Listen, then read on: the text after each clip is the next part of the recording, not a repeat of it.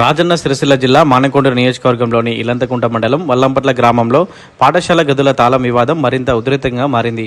నిన్న బిల్లులు ఇవ్వడం లేదని పాఠశాల అదనపు తరగతి గదులకు తాళం వేసిన మాజీ సర్పంచ్ కేతిరెడ్డి అనసూయ వెంకట నరసింహారెడ్డి ఈరోజు రెండో రోజు కూడా తిరిగి తాళం వేశారు. తాను సర్పంచ్గా ఉన్న సమయంలో పాఠశాలలో 2 తరగతి గదులు మరియు డైనింగ్ హాల్ నిర్మాణం చేపట్టామని, అందుకు సంబంధించిన సుమారు 22 లక్షల రూపాయల బిల్లులు ఇప్పటి వరకు రాలేదని ఆవేదన వ్యక్తం చేశారు. బిల్లులు ఇవ్వకపోగా తమపై కేసులు నమోదు చేయడం అన్యాయమని పేర్కొంటూ కేసులు ఎత్తివేసే వరకు తాళం తీసే ప్రసక్తే లేదని స్పష్టం చేశారు. అవసరమైతే హ్యూమన్ రైట్స్ కమిషన్లో ఫిర్యాదు చేస్తామని హెచ్చరించారు. ఈ విషయంపై ఎంఈఓ ప్రధానోపాధ్యాయులు స్పందించి సమస్యను పరిష్కరించే ప్రయత్నం చేశారు.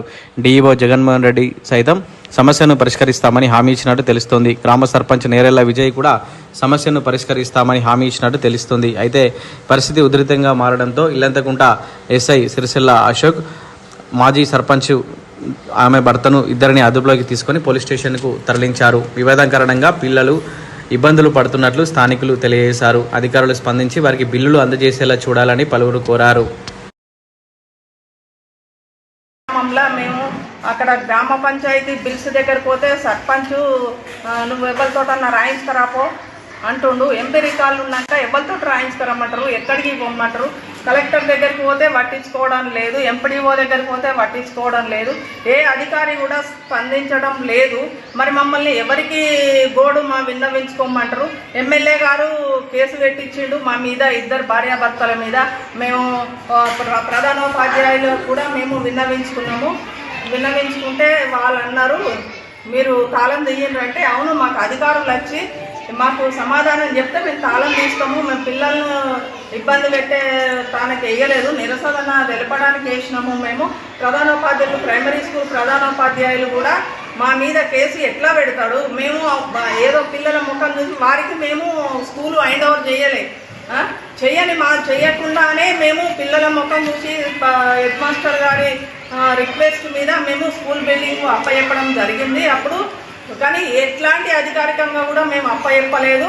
ఆ సార్ కూడా పోయి మా ఇద్దరి మీద కేసు ఎస్ఐ గారి దగ్గర కూర్చుండి ఎమ్మెల్యేతో ఫోన్లు చేయించి మా సర్పంచ్ గారు తర్వాత మా యొక్క గ్రామ నాయకులు కొంతమంది కలిపి మమ్మల్ని ఇబ్బందులకు గురి చేస్తున్నారు. ఇట్లాంటి ఇబ్బందులతోటి మేమేమన్నా రాగిసవడమా లేకుంటే మమ్మల్ని ఏం చేయమంటారు. తర్వాత మా మీద కేసు పెట్టడానికి ఎవరు బెదిరిస్తే కేసు పెట్టిర్రు మీరు, మీ మీద కూడా తగిన చర్య తీసుకోవడానికి కూడా మేము ముందున్నాము. మేము ఇన్ని ఏళ్ల నుంచి కూడా హెచ్ఆర్సీలో కేసు చేస్తాం, మా మీద అనవసరంగా కేసులు పెట్టి మమ్మల్ని ఇబ్బంది పెడుతున్నారు.